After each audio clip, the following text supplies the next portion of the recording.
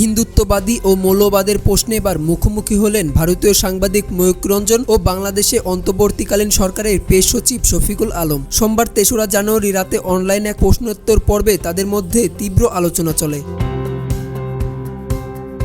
ময়ূখ রঞ্জন বাংলাদেশের হিন্দু সম্প্রদায়ের ওপর হামলার অভিযোগ তুলে শফিকুল আলমের কাছে মৌলবাদের বিষয়টি নিয়ে প্রশ্ন করেন। তিনি বাংলাদেশের বিভিন্ন ভিডিও ক্লিপ দেখিয়ে এবং চট্টগ্রাম ও রংপুরের হিন্দুদের ওপর হামলার কথা উল্লেখ করে সরকারকে দায়ী করেন। প্রশ্নের উত্তরে শফিকুল আলম বলেন, ভারতীয় মিডিয়া হিন্দুদের বিরুদ্ধে ঘটনার খবর সবসময় অতিরঞ্জিত করে প্রচার করে। আপনি যে গ্রুপগুলো থেকে ভিডিও এবং তথ্য সংগ্রহ করেছেন সেগুলোর উদ্দেশ্যে সম্পর্কে আমাদের কিছু প্রশ্ন রয়েছে। ময়ূখ রঞ্জনের ছবিগুলো তুলে ধরে শফিকুল আলম আরও বলেন, আপনি এসব দেখতে চান বলেই এসব আপনার চোখে পড়েছে। আপনাকে বাংলাদেশে আসার আমন্ত্রণ জানানো হলো। আপনি আসুন এবং নিজ চোখে দেখে যান। আমাদের দেশে আপনার মতো হিন্দুত্ববাদীও আছে।